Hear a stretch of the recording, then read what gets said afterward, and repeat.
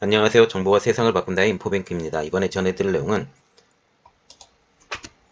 삼성전자의 쾌거 2년 전 일본 제재 품목 중 하나인 불산의 재사용 기술 개발에 대해서 한번 알아보겠습니다. 여러분의 구독, 좋아요 한 번씩 눌러주시고 이야기를 시작을 해보겠습니다. 지금 불산도 재사용하는 시대로 돌아간 것 같아요. 그래서 삼성전자가 불산의 재사용 기술 개발을 했다라는 내용을 가지고 시작을 해봐야 되겠는데, 이것을 이야기하기 전에 일본이 2년 전에 수출 규제한 그 제품에 대해서 한번 이야기를 해볼게요. 그때 당시에 그 제품 세 가지에 대해서, 소재에 대해서 막았죠. 수출을 막았습니다. 하나는 플로린 폴리미드라고 해서 PI가 되는데요.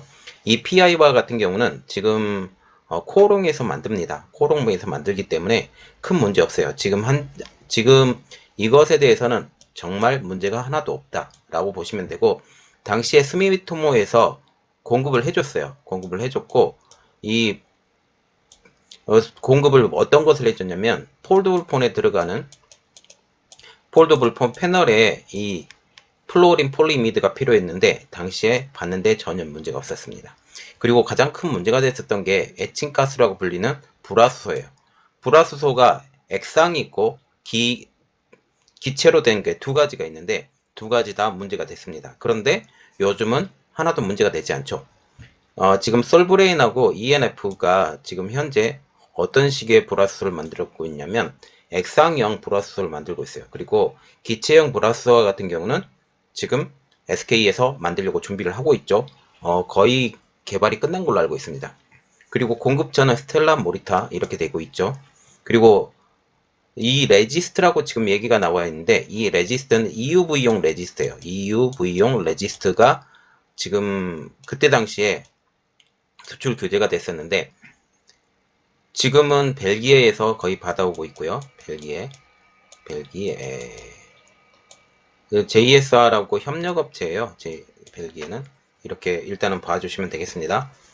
자, 그래서 이제 본론으로 돌아와서 삼성전자가 반도체 세정에 사용되는 불산, 액화 불화수소를 재사용할 수 있는 시스템을 개발, 그리고 시범 운영에 들어갔다는 내용입니다. 일반적으로 불산은 한 번밖에 사용하지 못하는 것으로 알려지고 있어요.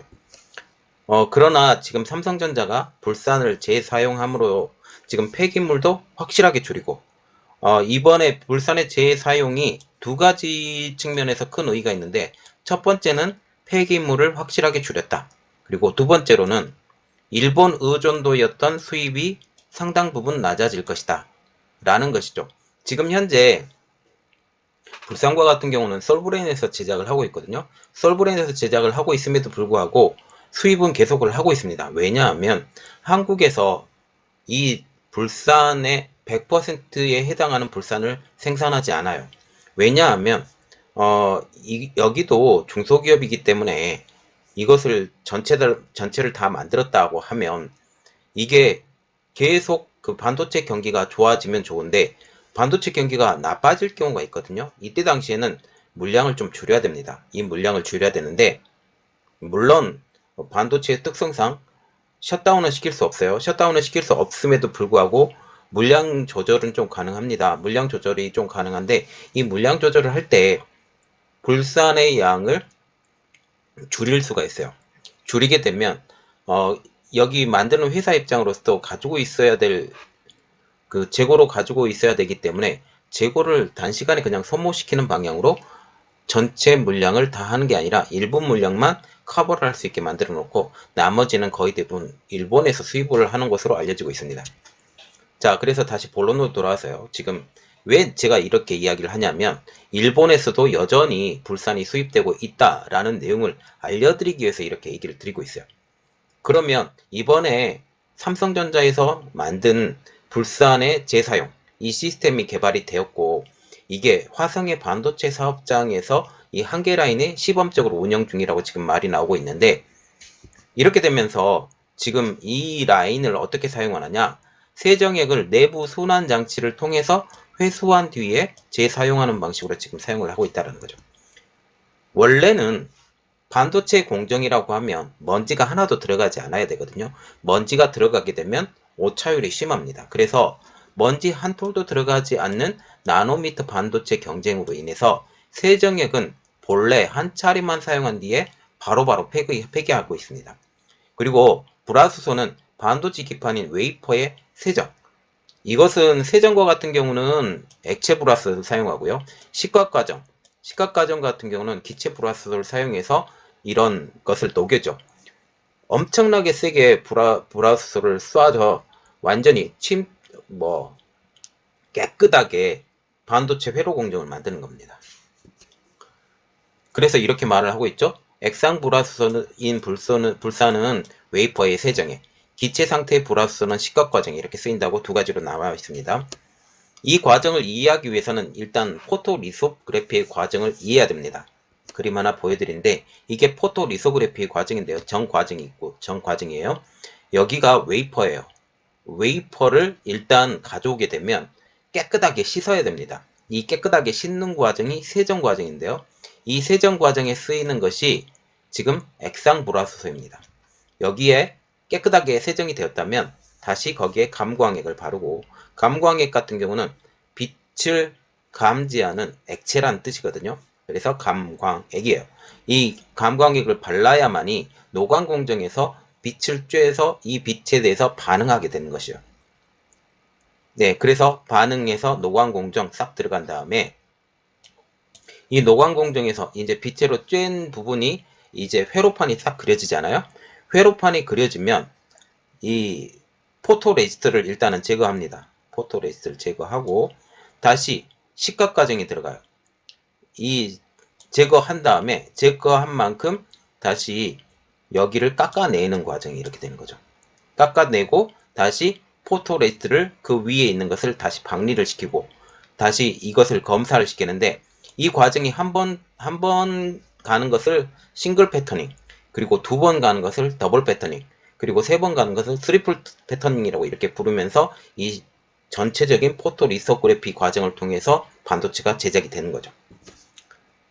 그래서 다시 본론으로 돌아와서 현재 반도체 공정에 쓰이는 고순도 불화수소는 현재 일본의 스텔라, 그리고 일본의 모리타 기업 등 일본 기업이 전체 세계 수요의 90% 이상을 차지합니다. 이 배경에는 굉장히 흥했던 일본 반도체가 있어요. 그때 10대 기업 중에 6개 기업이 일본 업체일 정도로 굉장히 일본의 반도체는 세계 1위를 달리고 있었는데, 이때 미국과 협약을 맺습니다. 협약을 맺으면서 완전히 일본 반도체는 꼬라박아요. 꼬라박을 때 한국의 반도체 업체인 삼성반도체, 그때는 한국반도체였을 거예요. 제 기억으로는. 삼성반도체가 뛰어들고 램에서 세계적으로 두각을 나타내면서 지금 그게 지금까지 이어지고 있고, 당시에 플라자 합의를 통해서 일본의 경제도 완전히 꼬라박게 만들면서 지금 잃어버린 30년 이야기가 나오는데 이때부터 시작을 하게 된 것입니다. 그리고 다시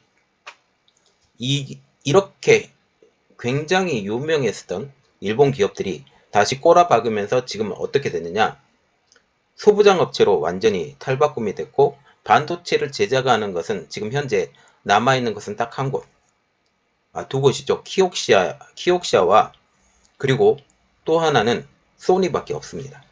소니는 이미지 센서를 만드는 공장이 있고, 또한 그 이미지 센서를 자기가 다 물량을 소화하지 못하기 때문에 TSMC에서 이 물량을 조금 받아서 써요. 그리고 키옥시아와 같은 경우는 세계 3위 지금 낸드 플래시 제조업체거든요. 옛날에는 도시바 메모리라고 불렸었던 이 회사가 지금 이렇게밖에 명맥을 유지하지 못해요. 이전에는 파나소닉도 있었고 다른 여러 기업들이 있었는데도 불구하고 현재 이렇게 다 망해버리고, 그리고 원래는 노광장비 업체도 마찬가지로 니콘과 캐논이 되게 유명한 세계 1, 2위를 다퉜던 기업이에요. 그런데 지금 ASML이 지금 후발주자로 치고 올라오면서 지금은 ASML이 탑 중에 탑이 되어 있는 상태죠. 이러한 상황입니다. 자, 그래서 다시 2019년도 이야기로 들어가 볼게요. 2019년도 7월 달에 그때 당시에는 일본이 아베 내각이었죠. 아베 내각이 한국의 위안부 문제를 좀 걸어서 수출 규제를 걸죠. 그때 당시에 일본의 반도체 3개 소재에 대해서 수출 규제를 거는데 앞에 그림에도 설명했다시피 PI 그리고 불화수소 그리고 EUV용 포토레지스트 이렇게 세 가지를 걸게 됩니다. 이때 당시에 국내 반도체 업계가 굉장히 긴장을 많이 했는데요. 다른 것이 문제가 아니라 불화수소 때문에 제일 긴장을 많이 했고 두 번째는 EUV 포토레지스트 때문에 긴장을 많이 했어요. 이때 당시에 PI는 전혀 문제가 되지 않았습니다. 이번에 불산이 다시 재사용이 가능해지면서 지금 일본의 불산 업체들, 특히 스텔라나 모리타와 같은 기업들이 타격을 입을 것으로 예상이 됩니다. 지금 삼성전자가 개발한 이 시스템은 웨이퍼 뒷면 세척 공정에서 불산을 재사용하는 시스템으로 지금 바뀌고 있어요.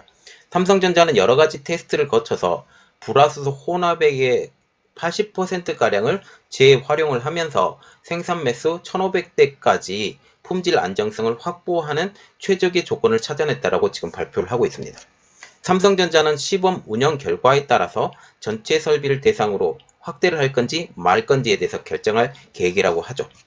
삼성전자는 향후 재사용 시스템을 전 사업장으로 만약 적용을 하게 된다면 기존 불화수소 사용량의 87%가 줄어들 것으로 지금 보는 것으로 알려지고 있습니다. 그리고 이번에 불화수소 재사용이 아까 처음에도 언급했다시피 환경에도 굉장히 도움이 된다고 얘기가 나오고 있거든요. 이번 불화수소의 재사용 시스템으로 지금 환경 문제에 대해서 굉장히 지금 얘기를 하고 있죠. 파리 기후협약에 다시 미국이 들어가겠다라는 이런 이야기. 그리고 특별히 ESG, 특히 환경, 사회, 지배구조 경영이 지금 시장의 이슈로 떠오르고 있어요.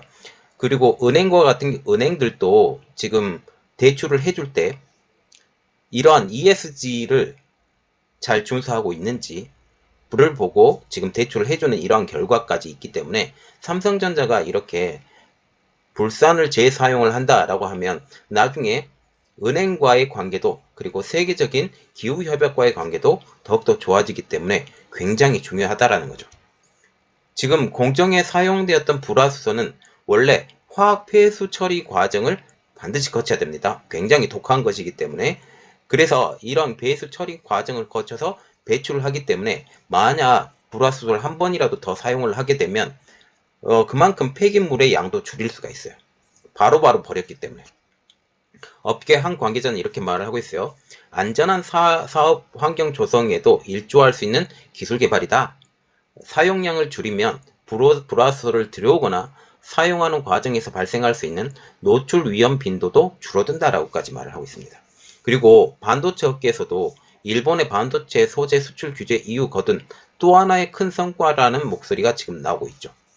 액체 불화수소의 경우 기체 불화수소에 비해서 일본의 수입 의존도가 높지 않은 상황이에요. 한국에는 이미 정착되었던 회사가 하나 있죠. 솔브레인.